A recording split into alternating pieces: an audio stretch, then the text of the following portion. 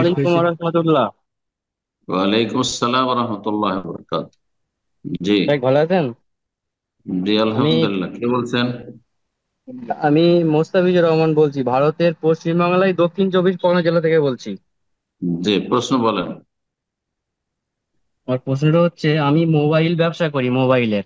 ঠিক আছে। হুম হুম, জি। কিন্তু আমি মোবাইলের ব্যবসা করি। জি, বলেন। এখন তো প্রত্যেক ব্যবসায় ফাইন্যান্স চলে এসেছে। সেক্ষেত্রে কাস্টমার তো ক্যাশে কিছু মোবাইল নিতে চাইছে না, ফাইন্যান্সে হুম নিতে চাইছে।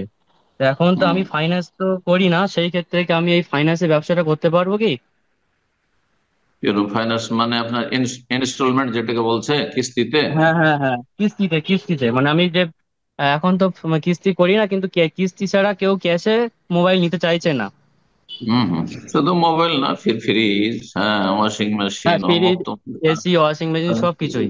সবই হচ্ছে আজকাল। হ্যাঁ হ্যাঁ, জি জি। হ্যাঁ, কোনো কোনো দেখ, কিছু ক্যাশে নিতে চাইছে না, মোটামুটি কিস্তিতে নিতে চাইছে।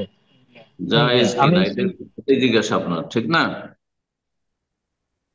জি। তো আপনার প্রশ্ন উত্তর হচ্ছে যে, যদি যখন কেনা বেচা হচ্ছে তখন বিষয়টি স্পষ্ট থাকে যে নগদে নিচ্ছেন না ধারে নিচ্ছেন। নগদ হলে নগদের রেটে আপনি বলবেন, আপনি বিক্রেতা হিসাবে। আর যদি ধার বাকিতে হয়, বা সেটা আপনার কিস্তিতে হয়, ইনস্টলমেন্টের মাধ্যমে হয়, যে প্রতি মাসে এত টাকা করে এত টাকা করে, আহ, তাহলে সেটা সেই সময় ক্লিয়ার থাকতে হবে। তাহলে জায়েজ। অধিকাংশ ওলামাদের কাছে জায়েজ, অল্প ওলামারা কিস্তি কেনা জায়েজ বলেছে। জায়েজ। এটা জায়েজ না করলে মুসলিম উম্মার জন্য মানে রাস্তা একেবারে সংকীর্ণ সংকুচিত হয়ে যাবে। অধিকাংশ সৌদি আরবের হাইয়াত কেবল ওলামার, প্রায় সব ওলামারাই জায়েজ করেছেন। জি। এক দুইজন হয়তো নীরবতা পালন করেছেন, অথবা তারা বিপরীত কোনো ফতোয়া দিয়েছেন, কিন্তু সবাই জায়েজ। এক কথা, এখানকার ফতোয়া হচ্ছে যে জায়েজ, কিস্তিতে কেনা বেচা জায়েজ, কিন্তু রেটটা আগে থেকে জানা থাকতে হবে যে কিস্তিতে নিলে এত টাকা হ্যাঁ, পড়ছে, হ্যাঁ, আগে নগদ থেকে নিলে। চুক্তি হয়ে যায়, ফাইন্যান্সের সঙ্গে আগে থেকে ওটা চুক্তি। আমাকে প্রশ্নের উত্তরটা দিতে দেন।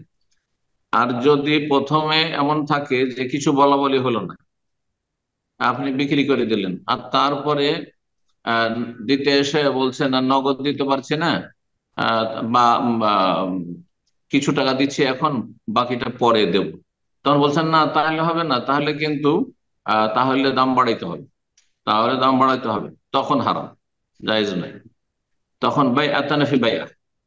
একটি একটি ব্যবসাতে দুই ব্যবসা হয়ে যাচ্ছে, সেই হাদিস নিষেধ রয়েছে যে ওইটার অন্তর্ভুক্ত হয়ে যাচ্ছে। এটা তখন জায়েজ। বুঝা গেছে? আর তার তখন সুদ হবে, তখন সুদ হবে।